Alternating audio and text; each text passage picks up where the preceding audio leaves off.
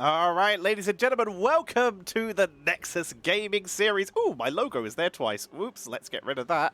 Fix it, fix it, fix it, fixed it. Hello, everybody. Welcome back to the Nexus Gaming Series. I will be your caster for today, Tetcher, and we have a double feature here for you tonight. We're going to be casting two different games. We're going to be starting off with the wonderful DivE-East game, where we are going to be covering the Baddest dudes, and they will be playing up against Macro Machines. As you can see here in their recent matchups, the Baddest dudes, who currently sit in 5th position with 16 points, they did lose their two most recent matchups versus FF and the Pancakes and Ice Crown Citadel Raiders. Unfortunately going 0-2 both times, so they're going to see if they can get this win and move themselves up the board here. Great to see, great to see. Whereas Macro Machines looking a little bit better in terms of their momentum. Well, I was looking there twice because I had a different background on yesterday and forgot to fix it. Or day before yesterday. Whenever I last cast Jinxie, I had her background on and put my logo in front of it, and that second background is part of the background that is made, which was covered. So, whoops. So, Macro Machines did get a 2-1 and a 2-0 in their most recent matchups versus Car Crash Sounds and Souls in Slow-Mo. Fantastic names across the board there, so feels absolutely amazing. So once again, coming in with momentum, Macro Machines, who are currently a single point ahead of the Baddest dudes. So no matter who wins today, it's going to be very important. Both these teams are likely expecting to play against each other when it comes to the playoffs, so this is a big match when it comes to momentum and when it comes to excitement. Our second series after this one will be our Division C West game, which will be Can't Counterpick Stupid versus Artemis. We'll be covering that after this series at 4:30 British time, which is in just under 2 hours from now. So if you want to jump in for that game as well, stick around. We'll just be going on a break screen in between the two games. So right now, we're just waiting for the teams to ready up, and we'll be good to go. Let's jump into the map bars to see exactly where we are going, where we cannot go, and where we shall never go. As you can see, the Baddest dudes got first pick after winning the coin flip. They are batting out Alterac Pass and Towers of Doom. Macro Machines, who take us to the first map, they bat out Infernal Shrines and Dragonshire, and have opted to take us to Volskaya Foundry as our first map of the day. Very cool. Very exciting. This also means, of course, that our remaining maps in the pool, if we go further into this series, are Battlefield of Eternity, Varaxis Holdout, Cursed Hollow, Garden of Terror, Tomb of the Spider Queen. These are our picks available. And the teams have readied. Ladies and gentlemen, we're going to be heading into the draft of this DivE-East game. This is a best-of-3 series between these two teams with big implications coming into the playoffs. Let's see what they could do as we are loading in to Volskaya Foundry. Let's get this underway. The teams with the largest possible logos, which are really hard to fit on my overlay, but we did it. Baddest dudes were first pick, first banners. Once again, they won the coin flip with Macro Machines, taking us to Volskaya in the first place. Let's get this going. Baddest dudes. What is their first pick? What is their first ban? Let us see. Baddest dudes taking their time, hesitating a bit. If we have a look at their most banned heroes here, we can see that Deckard, Chromie, Malfurion, and Stukov are their highest bans, with a little bit of focus on the support pool there. Running the timer all the way down. They banned D.Va as a first ban choice. Now, if we have a look at Macro Machines, their most banned heroes, Anduin, Mei, Gazlo, and Tassadar. They choose to remove the Sonya. D.Va is the second most played hero by Macro Machines, so it's a solid targeted ban, with the most played hero being Varian, with a 70% win rate here for Macro Machines. Very much liking that Varian. On the other side, that's Sonya coming in. She's one of the most powerful heroes at the moment, but is a hero that has yet to be played by the Baddest dudes. So they're not going for any particular target bans, at least at this stage. Very cool to see. Jaina taken out of action. That one is more of a target ban here. 70% win rate over 7 games for Jaina there. Makes a lot of sense. So we do see the Macro Machines have done a little bit of research. Even though Sonya has not been played by the Baddest dudes, she's still just insanely strong right now, so it's a safe removal. Now then, first pickups for the Baddest dudes. They're going to pick up the Falstad. Remember, his Lightning Rod talent, Dishonorable Discharge at level 1 is still banned. They have played Falstad 2 times, 50% win rate as the stats are recording. Very solid. It's also a steal away from the members of Macro Machines as they also play Falstad with a 100% win rate over 2 games. But the counter steal, the first Gazlo to be shown by Macro Machines. They have yet to play it. This will be their first. Johanna, they have played that a couple more times though, but they have yet to win with it. Sets them up for a really solid macro play. Baddest dudes, they get their highest priority hero. The Diablo is on the board. Tychus is tied their most picked hero. Brightwing is a great pickup as well for them on the board here. All of these heroes, very high percent win rate, except for that Brightwing, only 42% over 7 games. Diablo and Tychus both sitting at 62% win rates. So we've got a big wombo composition for the member of Macro Machines. We might see Brightwing go for the new Cleanse build with the Magic Spit at level 4 and the Critical Mist. Ooh, a Baddest Mist. We might see the Critical Mist at level 7 to try and counteract the heavy CC composition. A little bit of burst healing. Tychus banned out. It's a solid counter to Diablo here. So they just remove it from play because we do see Macro Machines being the first pick after the ban phase. Makes a lot of sense to remove that from the board. Macro Machines now, with Gazlo and Johanna on the board. Raider and Lily coming out here. Now, the Raiders obviously a very safe choice, never really too bad. They have a 100% win rate with it, so good for Macro Machines. The Lily, second time they've ever played it. Will they go for this new Lily build with the Cloud Serpent, or are they going to stick to the good old-fashioned free drinks? Much better at healing out quicker, more quickly, but the Cloud Serpent build is a little bit more solid at healing over time. Both have solid options. Rexxar to finish out the draft for the Baddest dudes with Chromie. They now have Burst. They have some Macro with that Falstad. Very solid to see here. It's a solid end to the draft. Their Chromie, 50% win rate over 2 games, and that Rexxar makes the offlane a little bit harder. Can struggle into Gazlo, but Gazlo's pretty fine. He could hold the lane pretty well. There's very few heroes who can actually have a good time against him. Sonya is one of them. And on this map, it's not a huge deal. It doesn't matter as much. All they've really given themselves here is more CC to try and lock down these backliners. They can now send in the bear to interrupt Lily, for example. Li Ming is the final pickup for Macro Machines. Let's see what they can do with it. Li Ming is very popular for both these teams. 4 games so far. This will be the 5th game here for Macro Machines. Let's see what they can turn this into. Let's get this going, ladies and gentlemen. We are going to be loading into Volskaya Foundry as our game number 1. I am your caster for today. If you enjoy the casting, please consider leaving a subscription or a donation to show your appreciation, as that's the only way I can continue to do this, because the world is effed. And as such, there aren't many offline events hiring, which is where I got most of my income up to now. So, oops. Big oops. Also, HGC died. Lost my job there. Feels bad. So we're going to be loading into game number 1 of this best of 3 series. Let's see who can come out on top. Reminder, this is very important for the standings for both of these teams as we are loading in.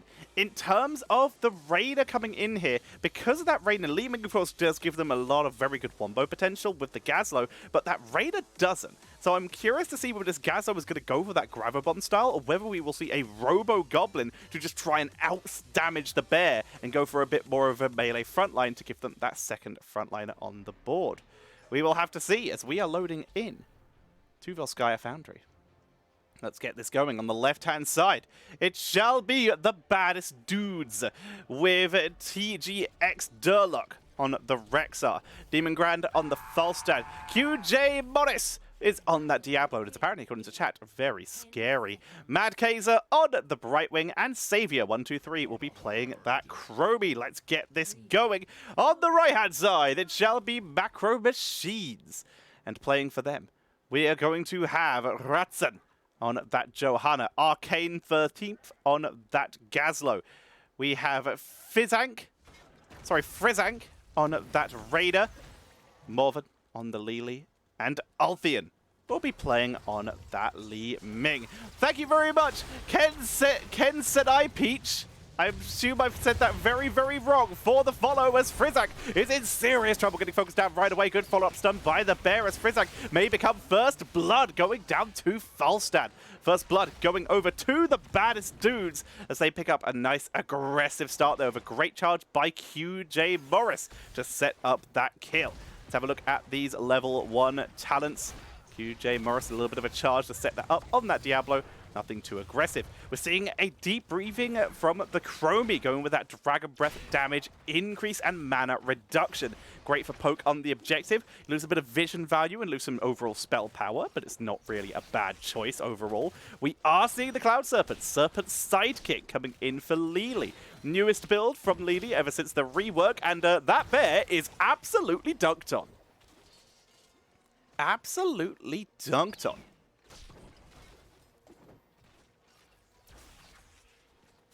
For now, Arcane just going to be poking in, holding the lane for the moment. This is, of course, the lane we'll be paying the least amount of attention to. We can see Durlock heavily using the range advantage over Arcane here to poke them down, to try and weaken them. Arcane is going to be very limited. It's gone for a mage build, Gaslow, rocket boot, so it's very unlikely to be going for Robo-Goblin. The speed boost can help, but really getting that scrap is what can make you so strong as a Robo-Goblin Gaslow. So we may not get to see that. Diablo, Feast on Fear. Looks like it was going to be an auto-attack build, but no, got Souls to the Flame here. A little bit of extra healing, a little bit of the longer sustain build here. Frizzak bringing out the turret. Already grabbed by the baddest dudes. Ratson cleaning up for now. Doing a good job up there, keeping everything under control. Unstable Anomaly, so we're going for a standard Brightwing build. Hypershift, no extra cleanses, and Felstad as well. Very standard builds here with Frequent Flyer. Lili brings out that Wind Serpent. That extra movement speed is really, really helpful, and that extra attack speed is what can give that Cloud Serpent so much extra sustain. Arcane stepping a little bit up there, is going to take a little bit of damage, has that percentage damage of Hyper Focus Coils now, but is actually getting kind of bullied. TG Durlock, though, did step up a bit far, took quite a bit of damage as he stood in the bombs. Arcane, this matchup, actually one of the more interesting on this map right now, as they're really trading back and forth between each other. Harassment comes in. Mobius loop for that Chromie, who is currently sitting on 0 stacks of deep breathing, but it's a very easy talent to stack once the objective timing comes around. Holding the line for the moment. Siege camp taken by both teams. Already we see Macro Machines camp has been cleaned up by the baddest dudes, but mirrored on the other side, baddest dudes, they will use that time though to start getting some objective percentage. Hungry Bear coming in for Misha, who's again trying to put some pressure on. The sustain, not looking like it's working out too well here. In the meantime, there's a little bit of a brawl in the mid lane. Not turning into much. This is likely going to be an orb build Li Ming by the looks of it, as we do see that Triumvirate. Or maybe not, though. We see Calamity coming in at level 4, so they're just going for that little bit of cooldown reduction on the poke. Secret weapon, full auto attack, Falstad. Very heavy damage output. Hello, chat. Nice to see you as we teleport in. Mad Kaiser takes a little bit of damage, but they're holding for now. That stops the overtime. But Macro Machines now have to hold this for a while. The baddest dudes, they get to retreat, they get to reset at the fountain, they have a lot of time. Let's go. The best cleanse in the game with that cooldown reduction on it. Johanna, blessed momentum. Keeps them sustained. Durlock has to port. The bear died. Had to lose it. Malevolence coming in for the Diablo, going for a big, heavy charge style. Maybe looking to put a bit more pressure on that way with even more burst. They have a lot of it. Aspect of the Beast, a very burst-heavy build as well. Can go with that extra damage, stacking up on level 13 as the game goes on. Overload for the Gaslow. 2 charges, a little bit of a lower cooldown, so being able to just get that extra percentage damage in. This is what is affectionately referred to as Mage Low.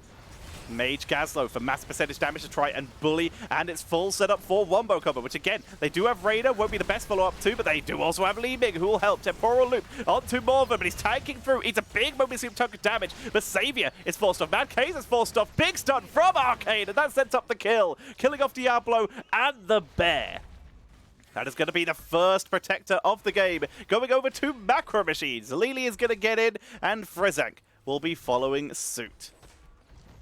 They're able to hold the first fight, get control, and as such, everyone heads back to lanes. The Protector is going to do the more standard style of heading up to top lane, not the CCL style of running down to bot lane to set up for an end game with Protector number 3. In this case, they're setting up for a fort with Protector number 2 by killing off the Fountain preferably, and that will set them up to guarantee Protector number 2, meaning that they can likely get the fort. Ratson just making sure that everyone is zoned away, that the Protector can have all the freedom it needs. Savior poking in Demon Grand, trying to do the best he can. Good blinds from Ratson. It's a lot of damage though. Temporal Loop. Ironskin burned a little bit early, but it's enough. It's still a long enough duration to hold the line. Hold your ground, helping out there, but Ratson's still very low. Charged by Q Morris with the overpower rocket punch from the Protector. QJ Morris chasing deep, but they get the kill. Barrel roll from Demon Grand to get out of there. It will just be a 1-for-0, but the fort took a huge amount of damage here. They even look back in to try and get Frizzak, but penetrating round shuts it down. Angela coming in saying that Orb at 4 is very standard, but that is true. The Calamity gives you such good poke potential, but we do see some variation with dominance from time to time, as it allows you to get a little bit more sustain against heavy burst compositions like this Diablo, but in this case Calamity is still standard, and we are also at a rank where Orb build Li Mings are significantly more prevalent than the standard of Calamity. Bless Shield, we do see that Gravo Bomb jug of 1,000 cups for the Lili. Lots of extra healing. On the other side, Apocalypse, Temporal Loop, and Hinterland Blast. Not going to go with that Gust Disengage. It's all about the damage for this Volstad, as the turret will be grabbed by Macro Machines, already grabbed on the side of Baddest Dudes, who seem to be a little bit ahead in terms of macro, although they don't have their siege camp yet. They try to chase down Ratson, who will be polyed. Temporal Anomaly, Gravo Bomb, pulls him in. Little cleanse from Mad Kaiser, gets himself out of danger. Not enough to follow up, though. Frizzak, stun from the bear, flanking Durlock. But Gazlo coming in from behind. He's already used his wombo. That's a good hinterland. Picks off the Raider. The Jugs, not enough healing to save the day there. That's going to be a double kill for the Baddest Dudes. Going to start on this support camp. They have their own siege to go to as well. Next objective will be in top lane. They might just try and save the siege camp for the objective to set that up. Support camp being picked up by Mad Kaiser, who did go for that blink heal. Safety for themselves, healing for the team. Just a solid pickup in general. Demon Grand working away on the minion wave. You can see Ratson maybe thinking about the Blessed Shield there. They did have Li Ming on the follow-up, but deciding against it. Bot lane, Arcane has still pushed up significantly better than we see that Durlock has. Siege camp taken before the objective, but 13 is going to be hit. They might try and make something happen with this. Spell armor for the Brightwing with that pixie power. Sustained wins is what makes auto attack Falstad so scary these days. QJ, good penetrating round from Frizzak there. Shuts it down, but they still fight over the wall. Morven staying a tad too long there.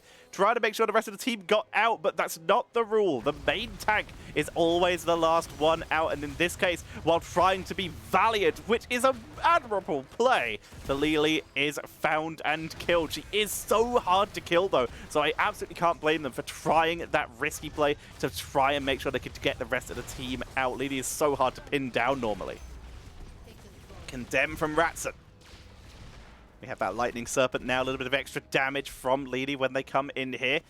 Shadow Charge stacks for Diablo. Positioning taken by the Baddest Dudes. You can see Rexar playing very far back. Let the bear do its job. Making a way forward. Take it out. Li Ming. This Malevolence Diablo is absolutely dunking. Balls come out. Temporal Loop. Focus. There's the Grabber Bomb combo. Will stun out Falstad, but the follow-up just isn't there. Arcade trying to escape. Tries to laser to heal up. Gets a tad of healing, but the damage output is just too high. Ratson has nothing left to save them. They are taken out, and Baddest Dudes are just rolling their way through this.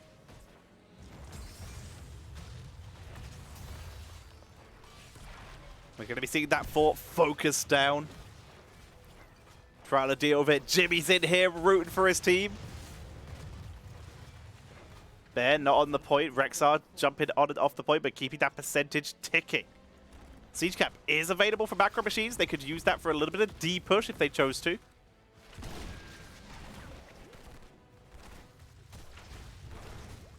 They're going to use that for some D-push. Protector, Rexar, and Chromie will be getting aboard. Falstad making the most of that global Demon Grand, making his way down to bot lane. We'll begin clearing that out.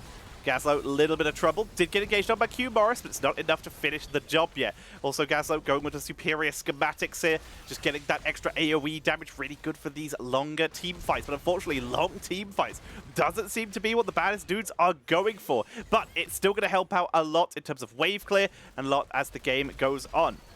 Rexar pushing up with that protector. Lots of damage being dealt. Q Morris trying to find a kill. Unable to find one for the moment. They poke away. Siege it away as it is. Level 16 is hit. Durlock using the bear for zoning, but that might mean the bear is dropped. Percentage damage comes out, and Misha will live. Peekaboo comes in to make sure everyone escapes. With that shifting sands and gnome speed ahead for Chromie.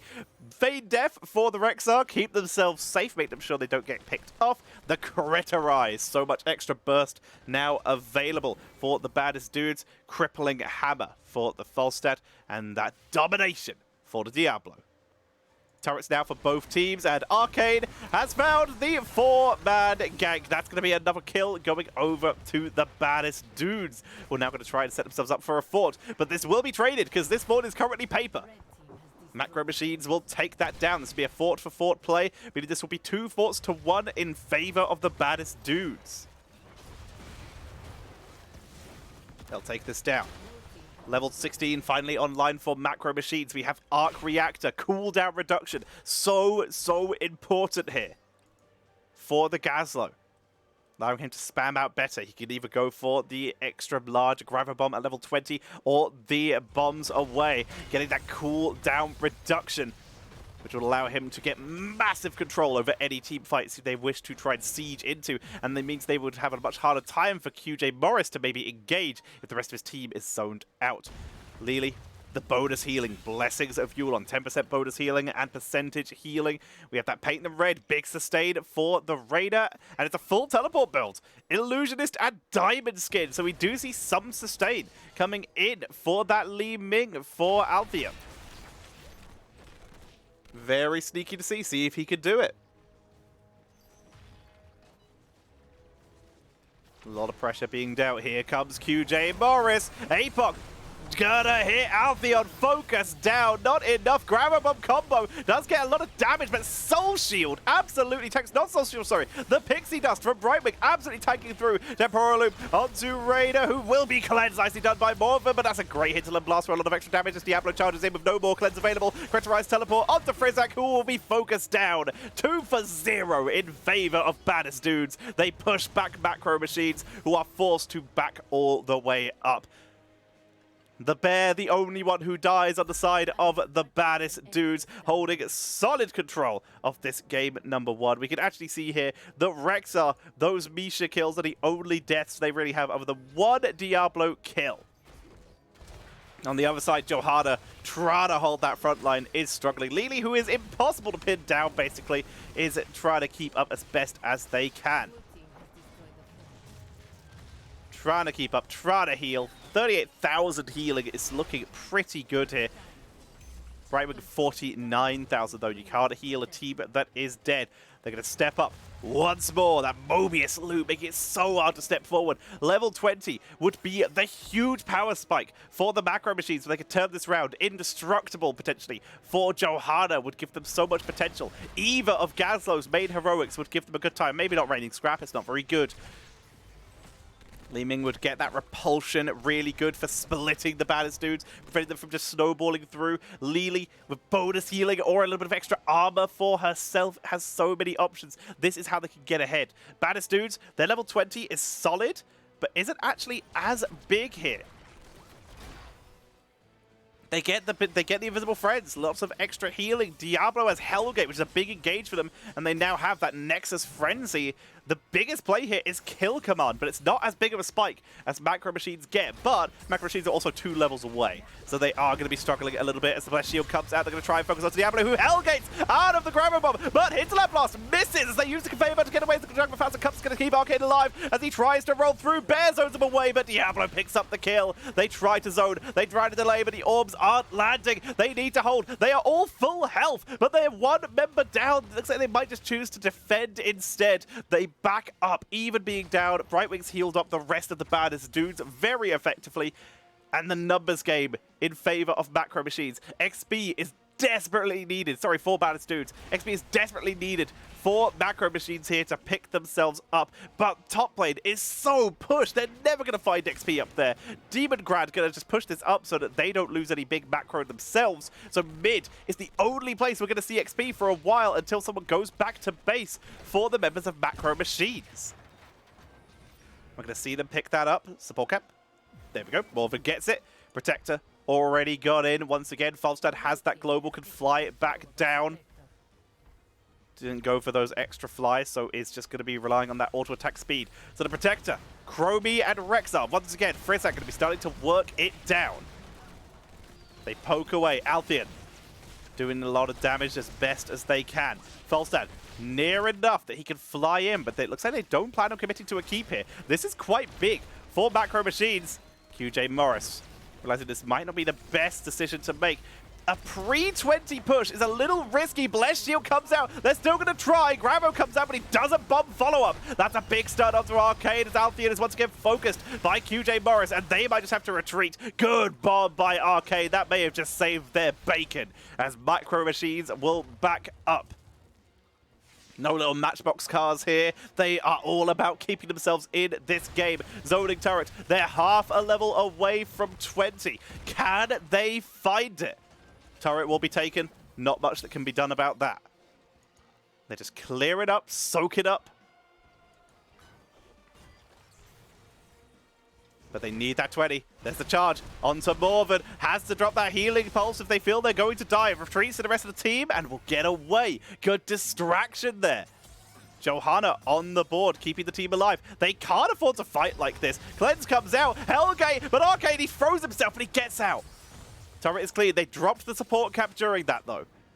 But that was very risky. The laser from Arcade very nearly set himself up for the overpower of Diablo as he Hellgated in. But level 20 has been achieved. Upgraded Black Grabo Bomb with miniature black hole. We are in there now. We have Execute. Such a big damage spike. Indestructible. Jug of 1 million cups.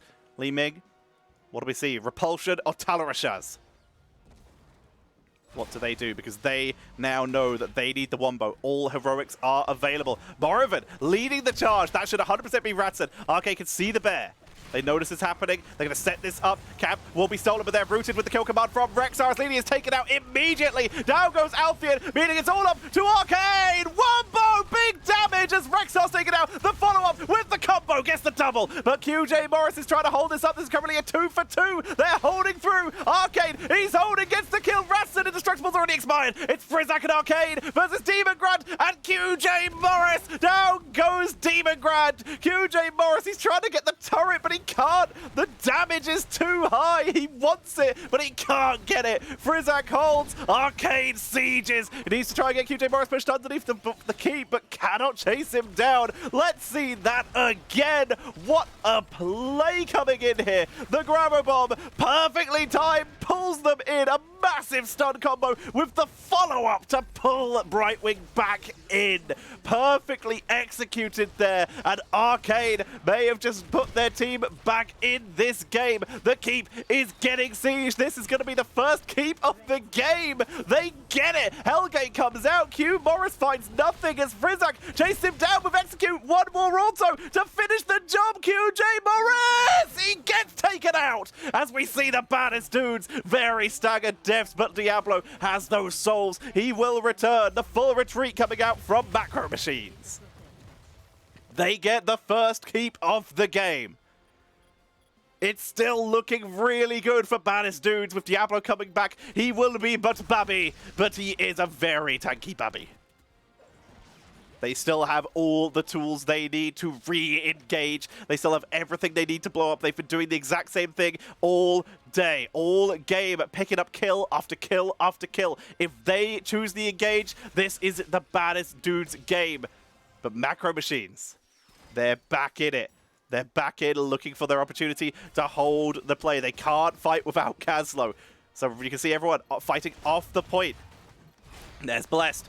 Pushing forward, Arcade wrapping in, QJ Morris into the backline kill command, routing the entire team into the Apocalypse. That's going to interrupt the Jug of a Million Cups as Altheon is already killed off. There's the Wumbo from Arcade. It doesn't land, meaning that cooldown is going to be long. Hinterland doesn't hit as Morven is kiting out QJ Morris, but the Blink Winter the Poly will take out the Lily. And that's likely going to be it, folks. Baddest dudes with the triple kill. They are now going to be capping away at this objective. Falstad's pouring back to base to deal with the catapults, the only real way they could lose now, and this is looking very, very strong for the Baddest dudes. We're going to see the cleanup on the siege cap, any value, anywhere to be gained by Macro Machines, because they have 30 seconds until their team is back, 35 for Lily, as that objective is close to being concluded. Are they going to go for one last fight, or will they defend at core? They still have keeps up, but this is a late game protector.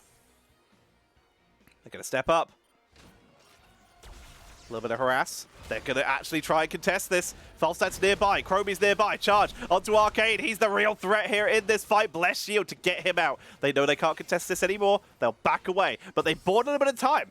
They forced a reaction because now Falstad has to actually stay up here and clean this out. It's a nice little play there from Macro Machines to keep themselves in this game. The team is now alive. And they've bought themselves the time they need. They have percentage damage from Gazlo. They have the Li Ming damage. They have that Raider damage. They've got a lot of the tools they need here. With Falstad showing in top lane, they choose to fight behind the Protector, but Lily getting absolutely dunked on here. The Poly doing so much damage. Self-healing coming out, Rocket Punch onto the Johanna, and they are forced to retreat. Falstad has now been able to rotate down. He'll be able to fly in at a moment's notice. The Protector poking away. They're literally just waiting for Falstad here. Big damage from that laser. It comes down to this. The 5v5 to win the game. If Baddest dudes can close this out, they will go 1-0 up in this series. But the Protector is going down. There's the Invisible Friends onto QJ Morris. He's trying to find the target. Takes it out. Ratson targeted. Holding his best he can. Bless Shield. Condemn. There's the combo. It's good. Mad Kaiser barely survives, but Falstad is deleted. Kill command roots both of the backliners. But as we see QJ Morris trying to hold back in with a stun from Durlock, they take out Altheon once again. But Frizzak is uncontested with executionary kills off the Rexar. Morven is running down Mad Kaiser. Get him, lad. Has to finally retreat. But once again, yet another combo coming in from the Caslow exactly when it was needed. Pulling them in, setting up the kill. Mad Kaiser barely surviving. If he died, that might have been it. The group up from the Baddest dudes. Punishing them there. Very nearly putting them out of that game, but Brightwing surviving, meaning that they are still in it. But has to be cleared up. Arcade is dealing with that. Support cap grabbed by Macro Machines. Siege cap for the Baddest dudes, keeping them in it. Mid is pressured. They still only take it top lane. That's all that's left, but that's kind of perfect for the Macro Machines here, because that is where the next objective will be.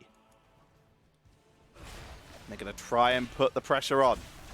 Try and create more problems. But again, Rexar's already back. It's a 5v5 again. All that advantage that Macro Machines had is gone. They've cleaned out bot lane a bit, bought themselves some time. They're keeping the Baddest dudes busy. But this game is almost certainly going to be decided on top Protector. Bot lane will have to be cleared out once again. Lanes will be pushed up. terms of damage, Diablo actually has the most hero damage of the baddest dudes. Their damage actually looking a little bit lower than the members of Macro Machines, because Macro Machines' damage has got a little bit longer over time, whereas baddest dudes, their damage has literally been a single hero health pool every fight, or multiple hero health pools every fight. They don't have elongated fights. They win the fight, and that is it. They're looking solid here. Experience numbers pretty even. 19 kills to 9. Still in favor of the baddest dudes. But there's a lot of comeback experience that's come in here for the members of Macro Machines. They've actually kept ahead in minion experience. Sonics, bro, thank you very much for the follow. Welcome to the stream. Invisible friends with perfect stealth. When you stand still for long enough, you are perfectly stealth. So QJ Morris is setting the trap. But this gives time for Arcane to set up turrets. They're going to see what they can do. Move in from the baddest dudes, trying to find their angle. Rexar showing Demon Grand and QJ Morris. Hellgate into Hinterland is their win condition. They're looking for Altheon, who's actually right up against a wall. That is incredibly risky. Gazlo's got some turrets down. Going to try and push forward. They're really scared of that Diablo. And for good reason. That Malevolence makes it very hard to survive. Misha zoning away. They're buying time. Cactus Ham, delicious. Thank you very much for your follow as well. QJ Morris holding the line, trying to zone. There's catapults accumulating in the bot lane. Cactus Ham, thank you very much for your sub. Reading what Macro Machines have to go now. The Condemn interrupts the follow-up onto Arcane, who's getting focused down. He is the target. APOC is going to hit him. He is the win condition. Arcane's in trouble. Grammar Bomb pulls in Demon Ground. They're going to try and block the false stun, and they get it. Arcane lived, but they lost the Lily. All their healing is taken out as they remove the Misha from the board. Jimmy, thank you very much for the subscriptions. They push forward. Matt Kaiser keeping Q Morris healed up. Matt Kaiser, he's been left behind. He gets the blink heals. Q Morris comes back, but it's a 1-for-1 in these fights. No healing available for Macro Machines. All they have is their own stuff, but there's catapults on the core. Arcane has to pull back. He'll be interrupted. That core is going down 36%, but the minions are holding it 32%. They're forced to back away. The retreat, the minions have maybe saved the game for the baddest dudes. We're going to see the lanes cleared out, but that might be it with Arcane down for 50 seconds. The Protector about to be completed, and the only person dead for the baddest dudes being Falstad, who can fly in. This looks like an end game situation. Rexar and Chromie once again in the Protector. They're going to make their way down through mid, most likely, because they can literally just punch that one more time.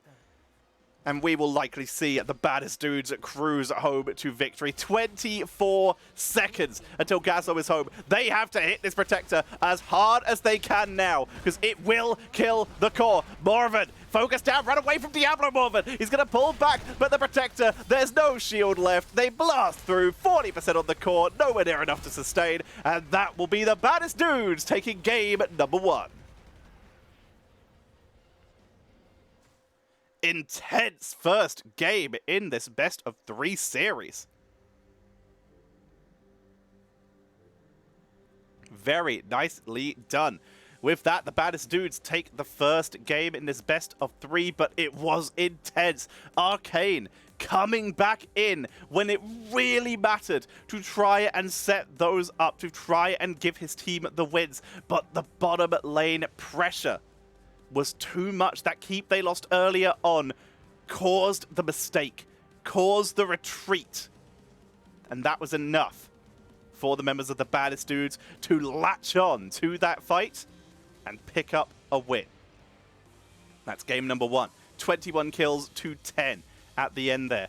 Altheon having a little bit of a rougher time there, really trying to stay alive. But when you have a Malevolence Diablo coming at you, there's very little you could do, especially as a Li Ming. You could see Morven trying to heal up, but the build Morven went here is a very solid build here. It's a Cloud Serpent build. It gives you great healing output. You can see the numbers here. A little bit less than Brightwing, but also the team was dead more often. But in this case, there's no burst healing. there's nowhere near enough to stop Li Ming going from 100 to 0 against Diablo. Because even if you were to get your healing off, your best chance is to cleanse them for the burst healing. But then if you throw the Cloud Serpent, that needs to auto to heal. Throw your Q, needs to travel to heal. Throw your ult, travel time once again. And if you are close enough that the travel time is negligible, your range get interrupted by Diablo. A little bit of a rougher game. That was only game number 1. What a show between these two teams. Ladies and gentlemen, one more person to sub, gift, or use bits, and we will have hit a hype train. Choo-choo. And we'll be good to go. Next map is going to be, by the looks of it, just sorting this out, make sure it's all good. Alrighty. So, we're going to be getting ready to set up into map number 2. Looks like we're going to be heading to Cursed Hollow, selected by the Baddest dudes. With Macro Machines opting for first pick, first ban in this game number 2. We're just waiting for the lobby to get set up for that, and then we will be underway. Let's get this going. I'm excited. I am excited. These teams are putting on an absolute belter of a show already. All right, I'm waiting for the lobby to be posted because I have not received an invite. So I will have to scroll. Thank you very much, Serm1983, for the follow. There is the lobby. Excellent. I'm going to be jumping into that. Looking good. Looking good, team. I'm excited. I hope you're as excited as I am. God, it's warm in here. My aircon is doing absolutely nothing. Feels good. All right, Hype Trade did expire. Unlucky. We are good, though. Thank you, everyone, for your generosity so far. Remember, if you are enjoying, consider dropping a subscription, a donation, or bits to show how much you appreciate this stream and to show a little bit of love. It's the only way I keep doing this. NGS doesn't pay me. I don't get paid by Twitch. I'm a partner, so I get money only from all of you. I try not to run ads during casts as best as I can outside of big breaks. Excuse me, so bits and donations are very appreciated. You can also find the VODs for all of these casts on YouTube at youtube.com/Tetcher, where you can see all of the VODs a day after they happen. Feels good. Or 2 days if there is a double feature like today. So our second series for today will be day after tomorrow. Feels good. My hair is a mess. I need a haircut. UK is kind of opening up a little bit soon, enough for me to get a haircut at least, as long as I wear a mask, which, yeah, no duh, I'm wearing a mask. Feels good. Baddest Dudes fan base in this game is here. The baddest fan base in this game is here. Go Dudes. Go Dudes. Just a general thing to say. Dudes, boys help boys. Buff Bowsette is a great name. Thank you very much for the follow. Welcome to the stream. Hope you're having a good time. Oh, dear. Alrighty. We're going to be getting ready. I love the name The Baddest Dudes, and I'm glad the Bood fan base is here, so that is cool to see. Buff Bowser, thank you for giving a sub to Vaping Fluffy. That's another superb name.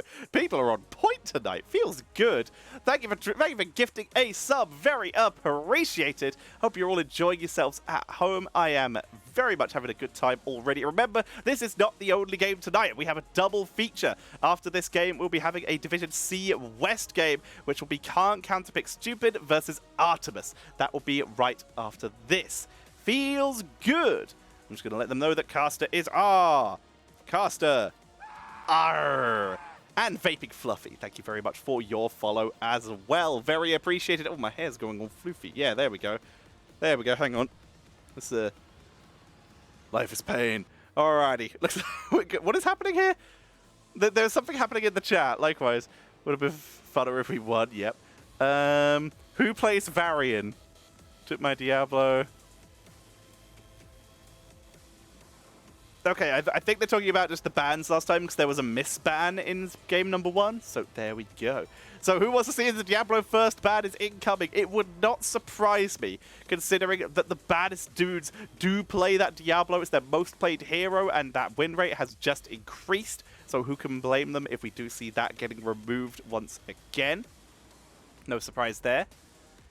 Alrighty. Come on now. hour and 15 minutes until the second series of the day. Reminder, everybody, so do not go anywhere after the series is done, unless you're going to go catch the End of Storm Division, which currently the absolutely wonderful Jinxie Cat is going to be casting and having a lovely time doing so. Should be good. I believe that's Heavy Impact versus TF Zugrugs. So I would recommend that one very heavily. But if you want to stick here with me, I'll take it. I will take that kindness and I will go to the bank with it. I don't know where there is a kindness to keep bank to keep your kindness. It would be nice. I'd love to gain interest on my kindness. That'd be great. But unfortunately, probably doesn't exist. We have a draft. Let's get going, ladies and gentlemen, as we head in to game number 2 with Macro Machines getting first pick, first ban. Let the hair do hair things. Ulada 2021. Let's go. Macro Machines. Big shout out and reference to a old game that is still pretty great. If you do like is Jinxie my wife in the future? I very much hope so, but right now, not yet. In the future, though, that is the plan. So yeah, if you were a fan of the old Micro Machines back in the day, which is what Macro Machines is a reference to, I would 100% recommend Toy Box Turbos. It's a great little game that very much has that feel of Micro Machines in it. Hyper would recommend if you liked those style of games. Gazlo is a big old target ban from the Baddest dudes. Don't blame them. We see the Diablo from Macro Machines as well as Sonya taken out. Pretty normal stuff across the board there. Sonic's Bro 33 says, sick Roll20 jersey. Thank you, sir or ma'am. I like it a lot. I loved the old American Roll20 roster, the original Roll20 roster. It was pretty dope. Pre-congrats. Thank you, Jimmy. I have to get a stable career first and feel comfortable asking. That's the plan. But, yeah. I want that one to be my wife, because she's absolutely the best human. As Jada will be taken as first pick for Macro Machines here. A little bit of burst for him, but immediately, May and Brightwing on the board. If we have a look at these picks, that May has been played a couple times. 4 games, 75% win rate, 3 and 1. It is their second most played tank behind Diablo, meaning likely they just get Diablo quite a lot, and then just pick up May more completely. The Sonya this time was banned out by Macro Machines and is played by the Baddest dudes with a 60% win rate over 5 games. Muradin and Malfurion coming in. And Malfurion, with that new Emerald Dream, has a big play. Gives you big setup potential for stuff like the Jada, stuff like the Muradin. We will see. You don't know, Jimmy. Maybe I'm just a bad person behind this camera. Who knows? Maybe I lick candies and put them back in the bowl. It's the meanest thing I could think of. As Raina is banned away from the Baddest dudes, taken away from Macro Machines. Raina plus Jada plus Muradin equals a lot of damage from that ace in the hole. Will give you really high damage output. Jimmy, you're so kind to me. I've personally been in love with your casting styles since you casting China at 4 AM back in the day. Your rail is banned out. As much as I do say I really miss the HGC days, the one thing I do not miss is the 15-hour days where I would wake up, have to get ready for casting, do all the research and stuff pre-casting, cast China from like 6 AM till about 5 PM usually, maybe a little bit later, and then cast EU Open Division from then till about 1 PM, and then go to sleep for like between 5 and 7 hours, depending on when it starts. China started the next day. That was easily the worst stuff. I believe I was getting in like 100 hours of casting a week, which was over double what anyone else was doing, which was it was fun. I did like it, but I was tired a lot.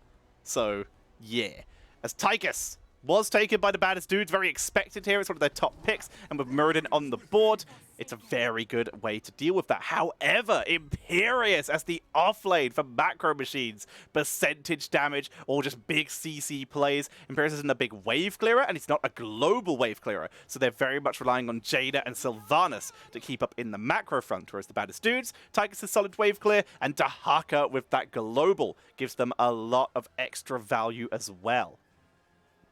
Solid choices. Excuse me. Solid choice by both teams. Feels good. If that's the meanest thing you can think of, bless you. Maybe I should read Arthur's story. I know little bits. It's like, I can think of meaner things. I've got a mean streak. I can be angry. Grrr, angry. And again, I'm like, honestly, I'm sure you can all guess I'm not like this in real life. I don't yell everything I say. I don't get hyper excited when I see a rabbit. I'm not a dog. But I do. But I like to be nice. I do get tilted. I do get mean sometimes. I try my best. But not everyone. I am not like this completely. I am not perfect, and I'm fully willing to admit that. I can be mean, I can be an asshole, can't say that, never mind. I can't, I'll say things I'm not allowed to say on stream, feels good. Alrighty, so looking at this team's win rate, 50% win rate for Macro Machines on Cursed Hollow. It is a 60% win rate for the Baddest Dudes, cool to see. Let's jump into the game, ladies and gentlemen, as we're going to get this going on the left-hand side. The Baddest Dudes.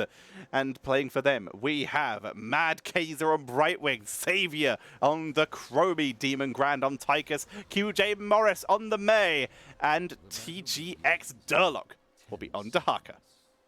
On the right-hand side, look at the even up the score. It's best of 3. It shall be Macro Machines.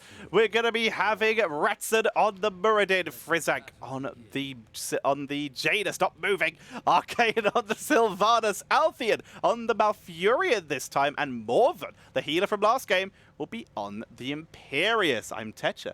Let's get this going. Let's get this going. We are going to see that percentage damage burn the Impure for the Imperius. Grenade build for Tychus gives them a little bit of extra wave clear.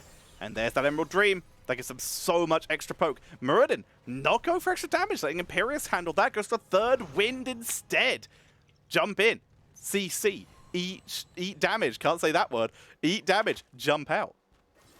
Yeah, NGS does like us to keep this family friendly. Morven taking a lot of damage. Good gank from Demon Grand there. One grenade. Oh, so close. The towers do so much damage. Demon Grand healed up by Mad Kaiser, but Morven able to grab the fountain and survive. We see an enhanced agility for Dahaka. Extra wave clear. A little bit of poke, a little bit of pressure. Durlock will back away. Siege Camp going to be taken down. A lot of extra pressure. Heat transfer for the May. No surprise there. And looks like the game's going to settle down a bit. We're going to see the Siege Camps getting taken by both teams. I love how you speed thanked me for the sub in the middle of the game, calling a team fight. Like Rap God. Thank you. I like it. I don't interact with chat too much during the games, because it detracts from them, and we're here for the players. So just so you know that as the game goes on. But I can only keep casting if people are generous and sub or donate. So I appreciate every single one. So I try to thank them either in the cast or directly after it. And I wish I'd become as good a caster as you one day. I appreciate your kindness, and you flatter me, sir or ma'am. You are far too kind. I appreciate it, and keep working at it. I hope one day to see you on stage at BlizzCon or Worlds or whatever game you wish to cover. HGC 2024, baby, let's go. Once again, Morven is ganked, able to back away and stay alive. Just going to be holding that down. Okay, poking away at Durlock. Doing best they can. Little bits of damage here and there. Arcane, focus down, it's close again, and Demon Grand hunting kills. You can see why. Master Assassin at level 4, but yet to find one. Really, really looking for them. Ulana wondering about where the Hogger is, but we are currently in a Division E East game. This is the level of play where we usually start to see comfort picks becoming so much more important than the meta. Hogger is also a hero who requires a lot of time investment to get those bounce angles correct, to get good value out of them. So it makes a lot of sense that we aren't seeing him picked up, as I don't believe I saw Hogger on even these team stats, but I will check after the game. So that Master Assassin to see if Tychus can get some of those delicious, delicious stacks. Dahaka gonna run up here, not gonna Burrow Charge yet. I'm gonna Brush Stalker. Let's get Burrow Charge and Brush Stalker mixed up. Gonna try and put some pressure on. Demon Grand stunned out. Here comes Durlock, unable to find the stun, but he's really cut off the escape of Frizzak, who drops a lovely blizzard. Q Morris, what a blizzard of their own here. Gets 1 and 2 as Malfurion and Jaina are taken out. That classic for combos. Morven looks to interrupt one more time, but is zoned out by Kaiser and Demon Grand, and Savior grabs the tribute. In the meantime, Durlock has already left, already down to bot lane, already grabbing experience. All so good on the value. Demon Grand and Savior clearing the lane so fast. It's the same build for Chromie with Mobius Loop and Deep Breathing. Getting that cooldown reduction there. And Tychus, between Melting Point and Quarterback, who basically one-shot minion waves, means Tychus gets the old value that Greymane used to get with his old cocktail build way back in the day, where the big value of him was, yes, he was great in team fights, it was a big tank shredder, but also he could basically one-shot waves, and that's where a huge amount of value came from him in hard rotation compositions. Demon Grand, in this case, picking the build that does the equivalent thing, and is currently why Tychus is so strong. We're going to be seeing Macro Machines dealing with the siege camp. Going to be cleaning that up to get some counter pressure on the map, but they will be counter pressuring into Durlock, who will likely have Brushstalker back quite soon, meaning he could make his way up for the objective. Bruisers not going to match, as we don't have one for Macro Machines. This is all the baddest dudes here. Going to be seeing Jaina coming in to clean this up, focus the wizard first. That grants spell armor. Finishes that off. Much easier to wave clear this now. But in the meantime, Demon Grand has been able to hold this down. Great time trap just in case. And that's going to be another tribute. Going over to the baddest dudes. 2-0. Durlock not even having to go up yet, which is good because now... Ooh, the one remaining minion. Oh, wait. Hold up. Replay. I think we just may have seen the god play. Did we just see the god play? In the meantime, Durlock is dying in real time, though, but is able to back up. Watch this. Is there a minion in front of those siege camps? Give it a sec. I've got a 30-second delay on the replay. Let's see. Then we jump down. Okay. There's no minions. He possesses a minion. He possesses a minion with his level 4 to block the tongue of Dahaka and keep the siege camp alive. The entire front wall has died because of this. Now he's going to try and kill Durlock, but he is very outnumbered. Still escapes grenade, finds the kill. Demon Grand picks it up. But what a play by Arcane. The possession to block Dahaka. That is so troll, but with the death onto Arcane, this means that this is going to be the curse going over to the baddest dudes. Arcane pulling off a cool play there, but overstaying on the lane with the objective being down in bot lane. A little bit of extra push could have been really good. That extra push could have been absolutely that extra D push could have been really strong. The fact that they knew everyone was going to be down there because of the objective, Sylph staying a little bit too long there. Got some good value on bot lane. But now, this curse coming in, lots of pressure is being applied. Bottom fort will die. Mid is cleaned up, and Demon Grand has gone quite far forward. Going to eat a lot of damage from Morven. Not enough to finish the job yet, though, but here comes the gank. This feels familiar from the other side. Demon Grand going to try and dance around. The root comes out, cuts off the escape. Was trying to avoid exactly that, getting hit by the root or the stun, but it's easy enough to blow him up. That's going to be another kill going over to Macro Machines. Actually, their first kill of the game. Lots of pressure onto that mid lane. Wow, Durlock kept going. I did not realize that is keep pressure. Arcane going to start possessing to try and declear this, as that keep is going to take some damage. This one minion here was putting on quite a show. Will get possessed for his trouble. As we're going to see bosses being started by Macro Machine and Baddest Dudes, with Baddest Dudes being a little bit slower on theirs. Morven being the one to tank this at the moment. Needs Althea to keep him topped up because Imperius, he does a lot of damage, but he trades out a little bit of health for that. They're actually going to have to trade aggro. Althea will eat a little bit of that. Dodges the stun, and they will finish this. But if there wasn't a gauge, they would be at heavy risk here. They don't have vision, so it's a risky play to do, but they get away with it. That's going to give them so much extra pressure onto top lane. This works out very nicely. Baddest dudes, they grab theirs, full 5-man, and very little trouble. Another camp going to be taken by Macro Machines, trying to create map pressure. Bruiser camp for the members of Baddest dudes up in 3 seconds. They steal the siege camp. Arcade is desperately on cleanup duty here. That is the issue with the Imperius in this draft. Arcade focus down. Haunting Wave is interrupted by Polly. Arcade gets out. Ratson gets out. Here comes the charge. It's Polly to interrupt it. Mormon is focused down, but they all get away. They get out of this. They all survive. That I can turn onto the boss. But that is the issue of Imperius in this draft. He gets so much damage, and he is their team fight now. He's also dead. But they lose the wave clear. Imperius' wave clear isn't the best. As such, Arcade has to pick up the pieces, has to pick up the slack in this composition as they burn through that boss to try and hold it. And they are holding. This will not be an endgame unless a couple more people do die here. Altheon focused down. Here comes the TP. Polymorph is available with the Polymorph going to try and focus down Altheon with the grenade and the slow from Tychus. That's going to be enough to pick up the kill. They try to turn onto Q. Morris. Stormbolt doesn't land. Ice Wall for the disengage. And that will be Baddest dudes getting the kill and getting away. They're going to set themselves up for the next tribute. On the other hand, though, Mid Bruiser did get some solid value. Macro Machines, they once again weaken a fort as the boss did, and they're actually going to get this one. Their first fort of the game. Going in their favor. Durlock trying to create more pressure onto top lane. Next tribute went over to the Baddest dudes once again. As they continue to put pressure onto Macro Machines.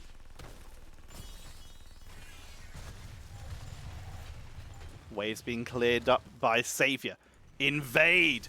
Arcade leading the front. This should be Ratson. Gonna make the way forward. Arcade escapes, turns onto Q. Morris. Ratson gonna hold the line. Great spear from Imperius. Ratson doesn't stand on the point. That means spell armor in this fight. It's not enough to save May as Ratson tries to hold the line, tries to get him with the healing static, jumps away. They push forward looking for Demon Grand, and it's not enough. They charge through. Durlock's in the back lane. I mean, Morven is alone up here trying to hold, but gets temporal looped back in. They try to get the counter kill. Durlock is gonna cut off the escape. And this is a disaster for the members of Macro Machines. The extra chase, trying to find the kills, but Baddest dudes with the perfect flank from Durlock. A wonderful invade from Macro Machines. But the extra kill, just too much. The flank, just too powerful. Durlock playing that beautifully. Has the extra tongue range now. We have Critterize for that Brightwing. Tychus, who did go for that spray and pray. I expect it could be Titan Grenade or Armor Piercing rounds. I'd say probably Armor Piercing rounds because he's been doing a lot of chasing. We'll have to see. Still yet to pick as they chase forward. It's still only level 14 for Macro Machines. Unable to keep up. There's his arm-piercing rounds. Ice Wall catches no one. Oh, it's trapped Alfie and Mormon out of base, though. But it won't find anyone. They hold it together for the moment. Odin was dropped. Here comes Celestial Charge from Morven, trying to set this up for a kill. Blizzard splitting the team. Drag Tug does miss, but Isolation lands. That's all the healing being removed right now. Tranquility keeps them alive for a while, but the retreat has to come out. Blizzard gets good damage. They get the kill with Wailing Arrow, taking out the Dahaka as they chase forward, looking for QJ Morris. Ring doesn't land. The icing too fast. Instead, it's Mad Kaiser. Spear not able to find purchase as Mad Kaiser gets away. And Macro Machines seem to have a habit of not being able to win fights unless they're ridiculously behind. Because this seems to be, it was a thing in game number 1, and now it's a thing in game number 2. They are very far behind, and suddenly they're popping off. They play under pressure better than a lot of pro teams do, as Macro Machines pick themselves up that tribute. And that's their first tribute on the board, getting themselves a siege camp. Boss up in 30 seconds. On the other side, up in 32 seconds. Top needs to be cleaned. There's a lot of time Macro Machines need to fill, but they hit 16. They have time now. They've got that heavy impact. They've got Dwarf Launch. Big dive plays for Muradin here. And that Dwarf Launch is going to be real useful the way he's been playing. Festering Wounds and Windrunner for the Sylvanas with a little bit of life drain later on. Allowing them to dance into the backline, try and burst with that Might of the Banshee Queen, and then dance out again while staying sustained. It's a greedy build, but one that has a lot of high potential for damage. Arcane clearing up. this is winnable. This is absolutely winnable for the macro machines here, but Baddest Dudes, they're continuing to get further ahead as they start their boss, and macro machines don't mirror it. That's going to be a small lead extended here, because that boss goes to core. They need to get this tribute and then port back, but if they port back, they don't port back. They start the boss. But where do they think the Baddest Dudes are going to be now? This is going to force a fight. They are all gambling this on the fact that they can see the Baddest Dudes and that they will go and clear and push bot with the boss instead of coming up here to scout this. And they have gambled wrong. Dahaka can come in, but they may have got enough time. Charge comes out, but remember, boss on the core is going to be coming through here. They might win this fight, but lose the game. They retreat out. They have to get to base. Dahaka is pushing this in, setting this up, and it looks like Baddest Dudes will let them go. If Baddest Dudes have tried to contest that to stop macro machines porting back, this might have been game. Instead, they're going to hold back the catapults, the rest of the team focusing onto the boss. It's going to make its way through the shields and do a little bit of core damage, but they will once again survive. But now they only have 20 seconds to get across the map to this tribute to stop this being curse number 2. Baddest Dudes, they clean up the boss as well. They're actually going to be even later to this tribute. And then we're on their way. Oh, the split of attention. Morven, there's a catapult to deal with. He has to let it go. He has one choice. They have to fight this. They can't afford to lose more keeps. Bruiser, taken by the Baddest Dudes. Well timed for them. Trying to stun, trying to find the angle. 20 just around the corner for the Baddest Dudes. Ratson, trying to zone. Trying to set up, trying to make something happen. Ice Wall catching Malfury, and he's in serious danger now. Dahaka wrapping around from behind. Drag doesn't land. Dodges the isolation, but it hits Muradin instead. Misses one target, finds the other. Arcade's in the backline. Haunting Wave, dodging through, dodging out, getting huge damage out, but as they turn onto Q, Morris trying to hold the line. 2 catapults accumulating in the bottom lane. Ratson holds the line with great healing. Static Q, Morris, he gets the cryostasis. That's Durlock with the stun on the backline. They gotta deal with Dahaka. Arcade's down. Ratson and Morvan are trying to tank. Altheon trying to hold against Demon Grand. Frizzak is all that's left. Frizzak trying to hold, but they don't have enough. Frizzak is forced to back up. The spell armor from Brightwing is too much. They slow, they delay, but it's gonna be a curse, and it may be deaths too, as Q Morris will cut off the escape with level 20s in tow. They look for the kill. The root actually will buy time, but Frizzak will not get away from the ice wall. There's the kill from Durlock, and that's going to be game number 2 and the series going over to the Baddest Dudes. They are able to take the 2-0. A great fight at the end. Durlock causing so much mischief in the backline. They find the final kill onto Muradin, and that is game number 2 and the series to the Baddest Dudes. Nicely done by the Baddest Dudes, able to find it at the end. They take the series with that big boost in points, moving them up the table a little bit. We'll jump back to there in a bit to see exactly where they end up. 14 kills to 3 that time. Valiant attempt from the members of valiant attempt there from the members of Macro Machines. But it just wasn't enough to close out that series. They did everything they could. Let me quickly...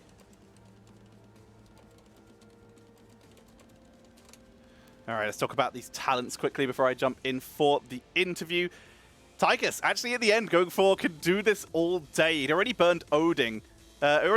Sorry, so he didn't want to use it for the core because it wouldn't be back off cooldown in time, so he went for the talent that would give him the most core damage with that cooldown reduction of 5 seconds. That's actually really cool to see. Contagion was quick pick, so was Shatter. Shatter allowed them to kill off Frizzank. A solid attempt. Really solid attempt there. Macro Machines trying to close that out. The rings were so close to landing every time, but it just wasn't enough.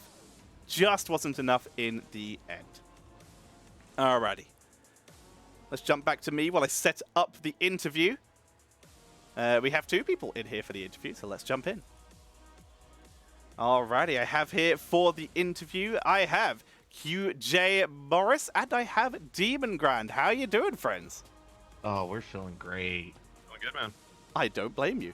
That was a really good series. And we're going to jump into the games in but a moment. But the first thing I want to talk about is the table after this win. Because it's a domination, I believe that gives you 3 points. Mm-hmm.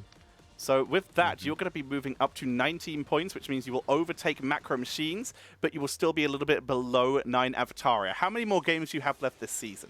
We have 1 game left, and it's 9 Avatar. Oh, interesting. So if you 2-0 them, you won't overtake. You would tie with them, actually, and win on versus. Ooh, interesting. Yeah, I do know there's several teams left that still have more matches to play than us, so the rankings can still be moved around quite a bit by the end of the season. But yeah, we're looking pretty, for lack of better ways to put it. Alrighty. So before you came into this series, you actually came off of a couple rough series, going down to FF and the Pancakes and Ice Crown Citadel Raiders. You're likely going to be playing against them in the playoffs now, because I don't think it's possible for you to not be in playoffs at this point. Are you excited to play against them again? Who do you want revenge on the most? You know, this is the second season against FF, and personally, I think they're easily one of the best teams in the division. Those guys are solid. I don't know what the hell they're doing, but I wish we were doing it. But at the same time, like, Raiders surprised us big time, and I want to run that back. So honestly, I'd be happy to see either one. All right, sounds good. All right, let's actually talk about the games now before I get too far into theory crafting and everything else. So, game number 1, Volskaya Foundry, which was the enemy's map choice. And you guys ran in with for starters, a Falstad with Hinterland Blast. Why Hinterland over Gust? Well, I can do both. But I really like Hinterland for the kill secure. And I like the fact that if I just hit 2 heroes, it's a 60-second cooldown, which is just as long as Gust. And we get extra damage. And it presents ways to attack without relying on Gust, because Gust is like, it's telegraphed. Like 9 times out of 10, you can kind of see, a cheeky Gust coming. Doesn't mean you can get out of it, but you can at least see it coming. And I felt like if we went Hinterland, I mean, that's my personal preference. I just feel like we play better with Hinterland. Of course, makes sense. And now, next question is for QJ Morris. Do you have a medical condition that made you lose your ability to chill? Because Jesus, man, you murdered them. Oh yeah, that was fun. No, I don't have a medical condition for that, but I don't know. I think I started this game only playing, ranged assassins. Like, I think I only played Tracer or Genji for like the first year of me playing this game. So I think that mentality has just never actually left me. Like when I'm playing healers, it's the same way. I just go like right in for it. So then, yeah, when I play tank, I'm just a very, very aggressive kind of individual when it comes to that. Sometimes it pans out. Other times I just kind of int and lose. But, for the most part, it's fun. So I like it. I'm just having a mental image of Diablo wearing full Genji armor now, and it is a great joy to my brain. But you guys did have a very solid game for the majority of it, all the way up until level 20, where Gazlo started getting back in play. How do you rally from that, and what changes did you make once those grabber bombs started hitting? So a big part of it was communication, right? So like we knew like when he got 20 and he got us into like a double grabo, and just turned a fight that we absolutely won. Like we got 2 kills right away, and then he just graboed us 2 times, and we ended up losing 3 people. After that point, it was like, okay, guys, we have to be extra aware of this grabo and just spread out and play smart, and the least amount of people we can get in it, the less cooldown reduction he gets. And so it just became a game of where's Gazlo? What is he doing? Does he have Gravo? Okay, well, he's here, watch Gravo. Like it just became the game of where Gazlo is. And so, like I said, but like by game 2, I banned Gazlo because we just, I'm a Gazlo main. I love Gazlo. So it hurt me to ban him, but I knew, like, after playing against him that one game, I was like, we cannot let him have Gazlo again, because he knows how to Gazlo. Like, we can't do that, so. And it was very interesting seeing the very big target swap there from QJ Morris, going from the almost exclusively Mei targeting, sorry, not Mei targeting, Li Ming targeting, immediately swapping up to the Gazlo targeting after that happened. So, no question, I just thought that was cool. So, game number 2, Cursed Hollow. This was your map choice. Why Cursed? Uh, we're that's one of our good maps. I think we've only lost once or twice this season on Cursed. Nice. We really really like Cursed. Everybody keeps banning Dragonshire against us, and I'm not really sure why, but they let us have Cursed instead, and in a way, Cursed plays almost the same way as Dragonshire in that you need, two competent solo laners, and there's a lot of macro play, controlling the maps and stuff, and it's just a map we're really really comfortable on macro wise as well as micro. I think that really speaks to our one of our solo laners, Durlock. He's just like really, really confident in his Dahaka play style, and like I that pick and that map, just absolutely perfection. Love it.